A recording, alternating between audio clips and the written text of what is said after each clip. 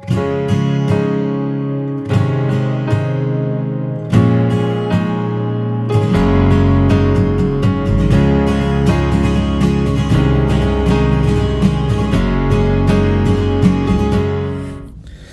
pues, mis amigos, aquí estamos para poder continuar estudiando el repaso de la lección de la escuela sabática de esta maravillosa semana. Y para eso vamos a pedir la presencia de Dios que nos acompañe, y donde te encuentres te invitamos a orar. Oremos. Padre querido, pedimos tu presencia, tu espíritu. Enséñanos, Señor, en tu nombre, a través del estudio de esta semana. En Jesús te lo pedimos. Amén. Bueno, mis amigos, ya estamos en la lección número 11, y la lección número 11 lleva como título Dos grandes mujeres, Ruth y Esther. Dos grandes mujeres que tienen una enseñanza muy importante para nosotros hoy. Y el texto de esta semana, que es el versículo de memoria, se encuentra en el libro de Esther, capítulo 5, versículo 2. Cuando él vio a la reina Esther en el patio, ella obtuvo gracia en sus ojos, y el rey le extendió el cetro de oro que tenía en la mano. Entonces Esther se acercó y tocó la punta del cetro. La semana pasada hablamos de algunas historias de la narrativa bíblica en el Antiguo Testamento que apuntan a acontecimientos futuros, y que estas historias bíblicas contienen mensajes claves para poder entender el mensaje de la verdad presente para nuestros días. En eso vimos la historia de Noé, el diluvio, vimos también Sodoma y Gomorra, dos ciudades impías, y vimos también el libro de Mateo capítulo 24, especialmente algunas declaraciones textuales de Jesús, dando a entender de lo que iba a suceder con el mundo antes de su segunda venida. Y una de las palabras claves en tantas cosas lindas que Jesús dijo a través de las profecías del libro de Mateo capítulo 24, aparece el texto en relación a Noé y al pueblo antediluviano. Como en los días de Noé, así será la venida del Hijo del Hombre. En los días anteriores al diluvio, la gente comía y bebía, se casaban y se daban en casamiento hasta el día en que Noé entró en el arca, y no conocieron hasta que vino el diluvio y llevó a todos. Así también será la venida del Hijo del Hombre. Ya nuestro Señor Jesucristo visualizó lo que iba a suceder en los postreros días, y todo lo que Jesús visualizó en los postreros días de Mateo capítulo 24, versículo 37 al 39, se está cumpliendo al pie de la letra, porque estamos viviendo en esos días finales de la historia. Por eso, mis amigos, Dios hace siempre un llamado, y a través del estudio de la semana pasada y de esta semana, Dios está haciendo una vez más un llamado de gran repercusión para que podamos ir siempre en Él por amor. También en el estudio de esta semana que pasó, vimos también un hombre de Dios llamado Pedro, el apóstol. Pedro también describió lo que vivió la gente y por qué Dios permitió la destrucción de estas grandes ciudades, hablando de Sodoma y Gomorra. Según de Pedro capítulo 2, versículo 6. Y si condenó a la destrucción a las ciudades de Sodoma y Gomorra, reduciéndolas a ceniza, y las puso de ejemplo de lo que ha de suceder a los impíos. El profeta describe una de las razones principales. ¿Por qué? Porque la ciudad era impía. Y Dios no está de acuerdo en una ciudad, en una vida de una persona, que el hombre viva con pecado. No, Dios está de acuerdo que el hombre viva en santidad, que busque la perfección, que se agarre de la gracia de Jesús, que se arrepienta, y va a encontrar la salvación en Cristo Jesús, Señor Dios nuestro. Pero también vimos la lección de la escuela sabática que Dios también habló en la antigüedad por medio de un profeta llamado Ezequiel. Y Ezequiel, como profeta de Dios, hizo una visualización de cómo vivieron los ciudadanos de Samaria y de Sodoma. Y por eso que Ezequiel dice, ¿no?, que el pueblo, las ciudades de Samaria y de Sodoma eran soberbias, eran ociosos, eran crueles, eran malos y eran idólatras. Entonces Dios, en medio de todo esto, amigos, hace un llamado a su pueblo, a sus hijos, a no vivir, a no practicar ese tipo de vidas, y vivir una vida justa y recta delante de Dios. Y en esta semana también Dios está haciendo un llamado, y este llamado a través de esta semana lo está haciendo a través de dos libros de dos grandes mujeres, Ruth y Esther. Ruth y Esther prefiguran acontecimientos de los últimos días y dan detalles sorprendentes que va a proveer una amplitud más amplia para poder entender con claridad y poder interpretar las profecías de Daniel y Apocalipsis, ya que estos dos maravillosos libros tienen el propósito de fortalecer nuestra fe en estos últimos días. Por eso que hoy vamos a ver la primera parte, el libro de Ruth, capítulo 1, versículos del 1 al 5. En los días en que gobernaban los jueces, hubo hambre en la tierra, y un hombre de Belén de Judá fue a vivir en los campos de Moab, con su esposa y sus 2 hijos. Se llamaba Elimelec y su esposa Noemí, sus 2 hijos, Malón y Kelión, efrateos, de Belén de Judá. Llegaron pues a los campos de Moab y se quedaron allí. Y Elimelec, esposo de Noemí, murió, y ella quedó con sus 2 hijos. Y ellos tomaron para sí esposas moabitas. El nombre de una era Orfa y el de la otra Ruth. Y habitaron allí unos 10 años y murieron también los 2 hijos, Malón y Kelión. Y Noemí quedó sin esposo y sin hijos. El enunciado inicial de esta historia resulta paradójico. Hubo una hambruna que afectó a Belén, una ciudad cuyo nombre significa casa de pan. En la casa de pan ahora había hambruna que afectó a todos los ciudadanos, y la familia de Elimelec decide salir para ir a vivir a un país extranjero, a una tierra pagana, a una ciudad idólatra, y esa ciudad idólatra, pagana, extranjera, era llamada Moab. Entonces Elimelec decide salir con su esposa y sus hijos porque no quería vivir más en Belén de Judá, porque no había pan. Amigos, una de las razones por qué el pueblo de Dios, que vivía en la abundancia y ahora estaba experimentando una hambruna, es que en los días de los jueces había una gran oscuridad, y por lo tanto este periodo de los jueces fue caracterizado con la frase: cada uno hacía lo que bien le parecía. No había temor de Dios, no había obediencia a Dios. Cuando Dios había prometido bendecir a su pueblo en gran abundancia, siempre y cuando ellos obedecieran atentamente a través de su fidelidad, a través de sus mandamientos, pero ahora el pueblo estaba yéndose en contra de Dios en desobediencia. Y ahí aparece la bendición de Dios en relación a sus hijos, con lo que Dios quiere dar a través de su bendición. Deuteronomio capítulo 11, versículo 13 al 17. Si obedecieres cuidadosamente a mis mandamientos que yo os prescribo hoy, amando a Jehová vuestro Dios y sirviéndole con todo vuestro corazón y con toda vuestra alma, yo daré la lluvia de vuestra tierra a su tiempo, la temprana y la tardía, y recogerás tu grano, tu vino y tu aceite.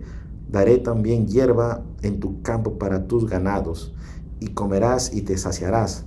Guardaos pues que vuestro corazón no se infatúe, y os apartéis y sirváis a dioses ajenos, y os inclinéis a ellos, y se encienda el furor de Jehová sobre vosotros, y cierre los cielos, y no haya lluvia, ni la tierra dé su fruto, y perezcáis pronto de la buena tierra que os da Jehová. Pero en el tiempo de los jueces, como describe el libro de Ruth, había hambruna, escasez de pan. Eso quiere decir que Israel como nación no estaba viviendo en abundancia, no estaba viviendo en obediencia, no estaba viviendo en la abundancia de la plenitud del temor de Dios. Y como resultado de su rebeldía contra Dios, Dios permitió que su pueblo coseche las consecuencias de sus malas decisiones. Pero en medio de su dolor, de su sufrimiento y de su pesar, de su nostalgia y de las amarguras, Dios estaba presente con su pueblo. ¿Sabes por qué? Porque nuestro Dios es un Dios que siempre está presente. A pesar de que el hombre está viviendo las consecuencias y experimentando las decisiones de las consecuencias de sus malas decisiones, Dios siempre está con el ser humano. Porque Dios ama al pecador, no ama el pecado, pero Dios ama la vida del pecador para transformarlo y convertirlo a una nueva persona. Por eso que Dios muchas veces permite eso del dolor, para que el ser humano se dé cuenta que sin Dios el hombre nunca va a poder llegar a ser feliz. Al igual que Noemí, hemos estado viviendo en hambruna. Solo que esta hambruna no es una hambruna física de pan material, sino es una hambruna de pan espiritual, y hemos querido saciar esta hambruna bajo nuestros propios conceptos, preconceptos, ideales, y fuera de los reglamentos establecidos. Nunca vamos a llegar a ser feliz. Fuera de Dios no hay sentido a la vida, no hay paz, no hay esperanza, no hay vida, no hay alegría, no hay felicidad. Fuera de Dios el hombre siempre estará en una necesidad de un pan espiritual. Amigos, algunos años después, viviendo en Moab, la familia de Elimelec, la familia atraviesa un problema muy serio de dolor, porque fallece Elimelec y fallecen los hijos en tierra extranjera.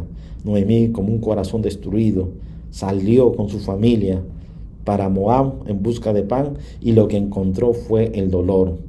Y falleció su esposo y sus 2 hijos. Y en medio del dolor que ella estaba enfrentando por esta gran pérdida, ella escucha un mensaje de esperanza, que Dios había visitado a su pueblo para darle pan.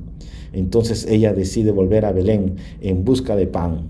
Noemí estaba con el deseo de seguir el retorno, pero habían 2 nueras. Las nueras, una era Orfa y la otra era Ruth. Entonces una de las nueras retornó con gran llanto a casa de su madre, después de que se despidió de su suegra Noemí. Pero la otra nuera, llamada Ruth, tomó otra decisión, porque ella amaba a Noemí y conocía que Noemí era una mujer de buen juicio. El registro bíblico dice, Ruth capítulo 1, versículo 16. Pero Ruth respondió: no me ruegues que te deje y que me aparte de ti, porque donde quiera que tú vayas iré yo, y donde quiera que vivas viviré. Tu pueblo será mi pueblo, y tu Dios será mi Dios. Al ver Noemí que Ruth tenía una decisión firme y sólida de volver con ella a Belén de Judá, no dijo nada, y dejó que Ruth vaya con ella para Belén de Judá en busca de pan. Cuando llegaron al lugar, Noemí no podía tomar posesión de la tierra de su esposo Elimelec sin obtener ayuda de la familia de su esposo, y esperaba que Ruth pudiera casarse con un pariente cercano de su difunto esposo y tuviera un hijo en nombre de Elimelec. Dios había dispuesto en Israel que las personas pudieran reclamar su herencia en la tierra prometida. Se necesitaba un pariente cercano para redimir la herencia de Elimelec. Solo ese pariente cercano del difunto Elimelec podía redimir la tierra. Y eso significaba entonces que tanto Noemí como Ruth nunca más iban a vivir en la pobreza. En los tiempos antiguos había una ley con respecto al rescate de la familia, que si alguien no podía pagar sus deudas y reclamar su participación de la herencia de Israel, un pariente cercano podía hacerlo en su lugar. Y mira lo que es el texto bíblico de Levítico capítulo 25, versículo 25. Si tu hermano se empobreciere y te vendiese parte de su propiedad, vendrá el rescatador, su pariente más cercano, y rescatará todo lo que su hermano haya vendido. Un día Ruth, en esta historia bíblica de la narrativa, pide permiso a su suegra Noemí para ir a buscar pan e ir al campo a espigar algo de cereal. Y ella, sin darse cuenta, llegó a espigar en un campo cuyo dueño era Boz, de la familia de Elimelec. Ese mismo día, al transcurrir las horas, llegó Boz y preguntó por ella: ¿quién es esa hermosa mujer que está por ahí? Entonces su mayordomo le dijo: es la mujer moabita que volvió con Noemí de los campos de Moab. Entonces Boz le tuvo en gracia y lo favoreció en todo, porque él había oído lo que Ruth había hecho con su suegra después de la muerte de su esposo, y que había dejado a sus dioses, había dejado a sus padres, a su parentela donde había nacido, y había decidido vivir a un nuevo lugar que ella no conocía. Y con los meses después, Boz y los ciudadanos se dieron cuenta que Ruth era una mujer virtuosa, una mujer que tenía la presencia de Dios, una mujer sencilla, humilde, una mujer temerosa, porque había aprendido ahora, viviendo en la vida de su querida suegra, viendo la vida de Dios. Por eso que Boz y los conciudadanos de la ciudad dieron cuenta que Ruth no era una mujer cualquiera, era una mujer de Dios, porque tenía algo muy especial. Y el registro bíblico dice: era una mujer virtuosa. En ese mismo tiempo, Ruth siguió espigando con las criadas de Boz, y Boz se enamora profundamente de Ruth y desea casarse con ella. Pero existía un obstáculo importante para ello. Un pariente cercano más tenía derecho sobre ella y sobre la tierra. Si consideramos a Boz como un tipo de Cristo, esta situación puede revelar una cuestión que está en juego en el gran conflicto. El Señor Jesucristo nos ama con un amor eterno, Él es nuestro Padre, Él es nuestro Dios, Él es nuestro Redentor. Pero tristemente, para nosotros también hay otro pariente más cercano que también tiene cierto derecho. Y ese cierto derecho lo otorgó Adán y Eva en la desobediencia, cuando desobedecieron en el jardín del Edén. Entonces el archienemigo se convirtió como ladrón en un pariente más cercano, teniendo un derecho. Por eso, mis amigos, vamos a ver algunos ejemplos de cómo el enemigo como pariente cercano tiene cierto derecho. Mira esta historia bíblica. Cuando Satanás apareció en el concilio celestial, Dios le dijo a Satanás: ¿no has visto a mi hijo justo, fiel, íntegro, llamado Job? ¿No lo has visto? Porque vienes de rodear la tierra. Y Satanás dice así: es que lo que sucede es que Job te bendice porque tú lo has bendecido. Job está contigo porque tú lo has bendecido. Pero a ver, quítalo tu bendición y va a ser el primero que va a ir en contra de ti. El enemigo hizo todo lo que quiso, porque Dios le dijo: está bien, haz lo que tú quieras, pero no le quites la vida. Y el enemigo hizo todo lo que quiso para destruirlo, pero Job nunca renunció a su fe en Dios. Job se mantuvo fuerte y firme hasta el final, y por haberse mantenido fuerte y firme hasta el final, Dios lo recompensó en gran manera.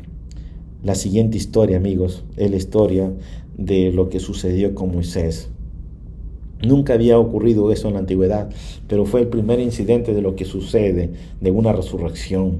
Y mira lo que pasó. Por primera vez Cristo iba a dar vida a uno de los muertos.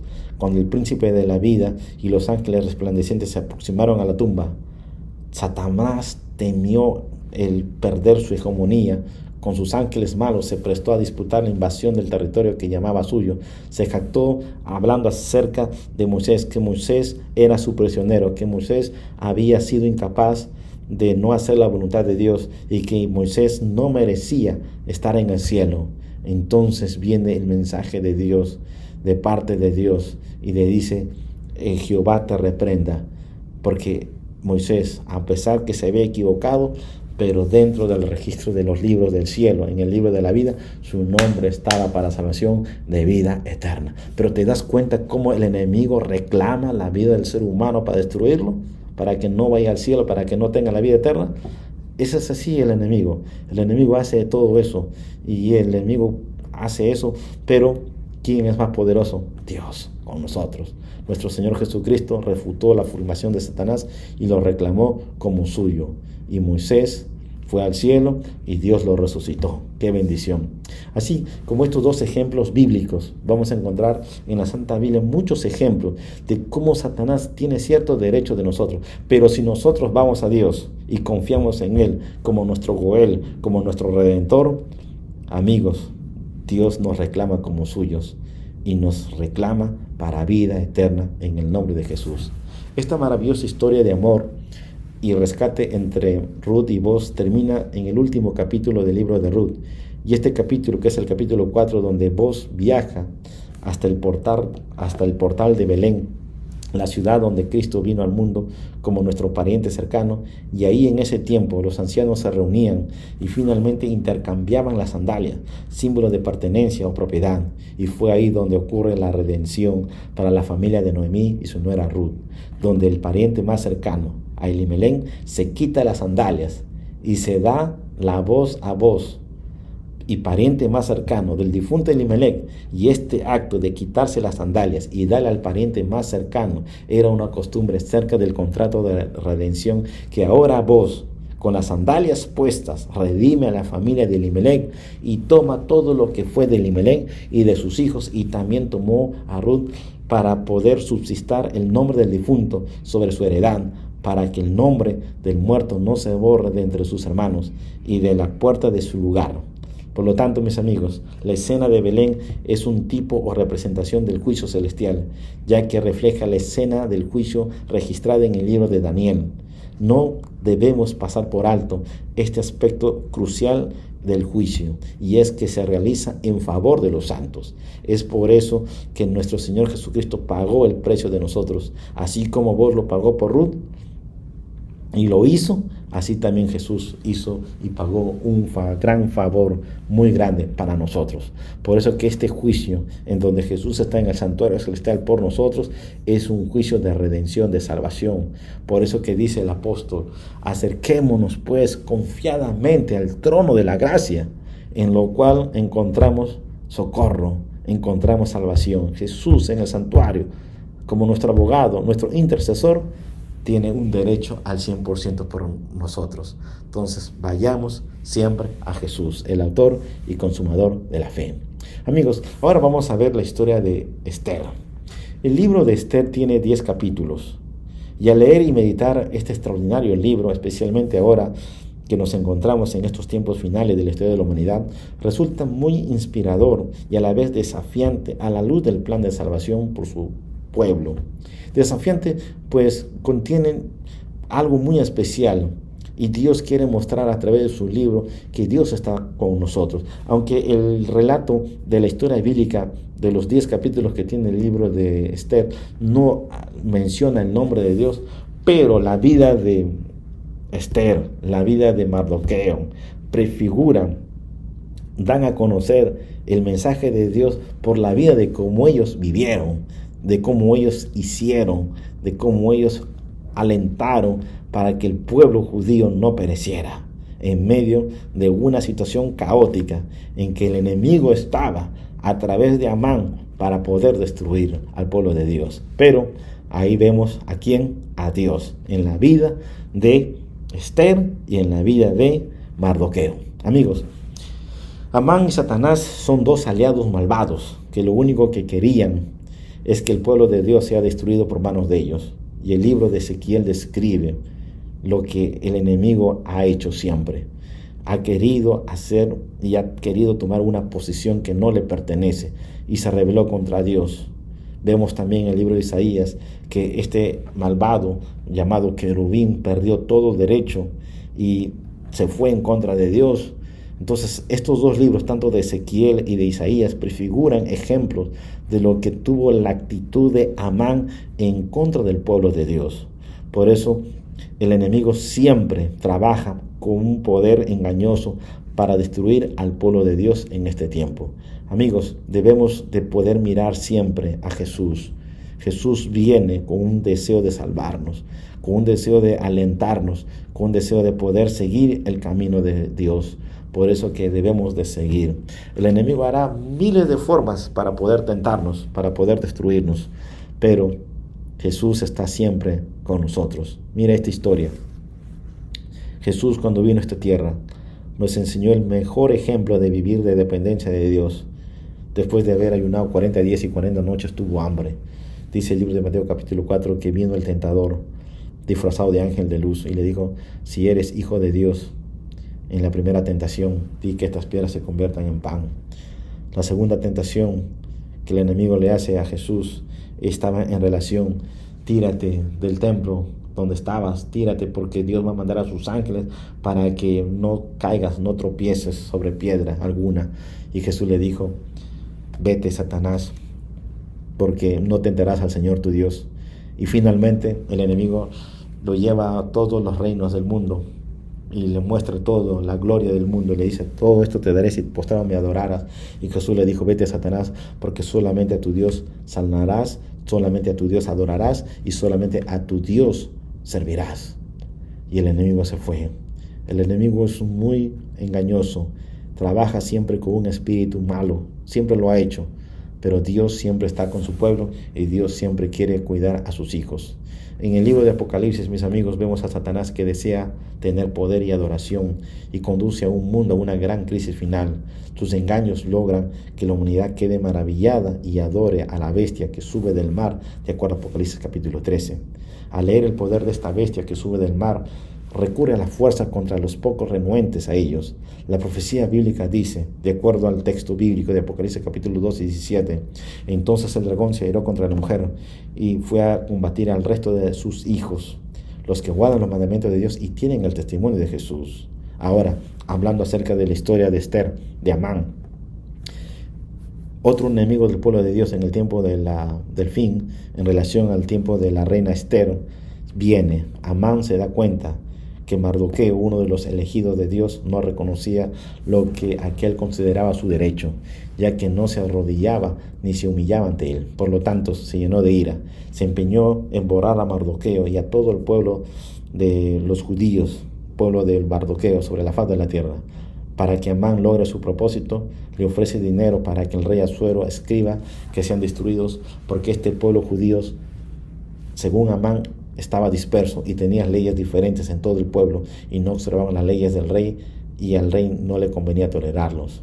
Entonces escribió el decreto para exterminar a todos los judíos, y se escribió un decreto en nombre del rey Asuero, y el rey lo selló con su anillo. Cuando Mardoqueo supo que ese decreto era en contra de él y el de su pueblo judío, rasgó su vestido y fue por la ciudad clamando con gran amargura de dolor, y busca a Esther para que ella interceda delante del rey, porque el edicto también estaba en contra de ella y en contra de su familia, ya que también ella era judía. Entonces dijo la reina Esther a Hatac que dijera a Mardoqueo que: ve y reúne a los hijos que se hallan en Susa, ayunad por mí y no comáis ni bebáis durante 3 días, ni de noche ni de día. Yo también con mis doncellas ayunaré igualmente. Entonces iré a ver al rey, aunque no sea conforme a la ley, y si perezco, que perezca. Entonces Mardoqueo fue e hizo saber a Esther, e hizo lo que Esther le mandó. Después de 2 banquetes que la reina Esther había preparado para el rey Asuero y también para Amán, finalmente ella, llorando, le contó al rey lo que había sucedido, lo que estaba sucediendo en contra de su vida y en contra de su pueblo. Entonces el rey Asuero respondió a la reina Esther: ¿quién es y dónde está el que ha pensado obrar así? Esther dijo: el enemigo y adversario es este malvado Amán. Entonces Amán se turbó ante el rey y la reina. Ese mismo día Amán fue ejecutado en la misma trampa que había hecho para Mardoqueo. Inmediatamente llamaron a los escribanos para que escribieran un nuevo edicto en relación para que los judíos, y este edicto en favor de los judíos era algo que iba a ser sellado por el rey Asuero con el anillo, y tenía que ser enviado por todos los correos para que nadie pereciera. Y el edicto del rey concedía a los judíos que estaban en cada ciudad, el derecho de no rendirse y defender su vida, de destruir y matar y de exterminar al ejército de cualquier pueblo o provincia que los atacara, incluso a niños, mujeres, y de saquear sus bienes. Al llegar el día, los enemigos de los judíos esperaban enseñorearse, cuando sucedió lo contrario. Los judíos enseñorearon de sus enemigos e hirieron a todos los enemigos a filo de espada y con mortandad y destrucción. Hirieron a todos e hicieron con sus enemigos como quisieron. Al final de todo lo que pasaron los judíos en el tiempo de la reina Esther, triunfó la verdad, triunfaron los hijos de Dios. Mis amigos, con este mismo edicto de muerte para los judíos de parte de Amán, el diablo ha reclamado este mundo, pero la presencia de personas leales a Dios, que guardan los mandamientos, refutan su pretensión de su supremacía total. Llegará el día en que esto suceda y que el enemigo levantará guerra contra el pueblo de Dios, y el día del Señor, llamado sábado, será el desenlace de este gran conflicto entre Cristo y Satanás. El diablo usará e impondrá todas sus fuerzas en contra del pueblo de Dios, pero al final el pueblo de Dios saldrá victorioso. El Espíritu de Profecía dice: una vez que el sábado llegue a ser el punto especial de controversia en toda la cristiandad y las autoridades religiosas y civiles se unan para imponer la observancia del domingo, la negativa persistente por parte de una pequeña minoría de ceder a la exigencia popular la convertirá en objeto de execración universal. Amigos, en esta historia bíblica que sucedió del pueblo de Dios en el tiempo del fin de la reina Esther y Mardoqueo, podemos entender que el diablo persigue con furia a la esposa de Cristo, que es su iglesia, pero Dios interviene para salvarlo. La historia de Esther también incluye una historia extraordinaria que desempeña un papel muy importante, y Dios utiliza poderosamente a su pueblo en el tiempo antiguo para poder mostrar su supremacía. Hoy día, mis amigos, estamos en el tiempo del fin.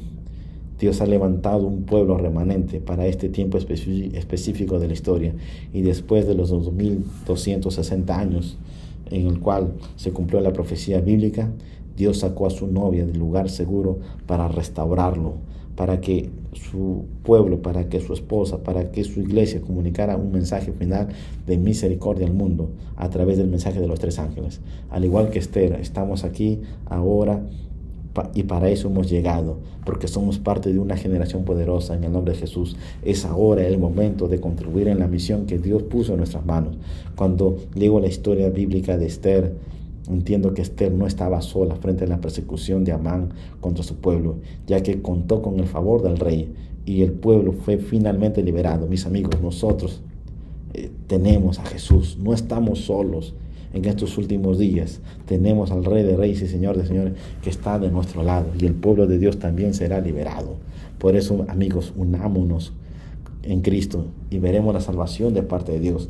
Si deseas unirte en el equipo de Cristo, vive con Él una vida de comunión diaria hasta el final, y como dicen las Escrituras, el que persevera hasta el fin, este será salvo.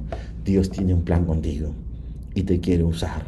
Un día usó a Esther, un día usó a Ruth, y hoy Dios te quiere usar a ti para ser parte de esta gran historia maravillosa. Ábrele el corazón a Jesús y pon tu vida en las manos de Dios, y Dios hará su trabajo con su Espíritu en tu vida, porque tú has decidido así. Vamos a orar. Querido Dios, ayúdanos a mantenernos fuertes y firmes y fieles ante ti en medio de toda la prueba y las circunstancias que nos toca vivir, pero sabiendo que aunque vengan todos los desastres en este gran conflicto que el enemigo quiere destruirnos como hijos y pueblo tuyo que somos, pero Dios, vamos a salir victoriosos, porque tú siempre vas a estar con nosotros. Bendice las decisiones de nosotros y ayúdanos, Señor, a permanecer fuertes y firmes hasta el fin. Y como dice tu palabra, el que persevera hasta el fin, este será salvo. Te lo pedimos, Padre, en el nombre dulce de Jesús. Amén. Mis amigos, un gusto verte. Que Dios te bendiga y nos vemos la siguiente semana. Que Dios te guarde. Bendiciones. Bye.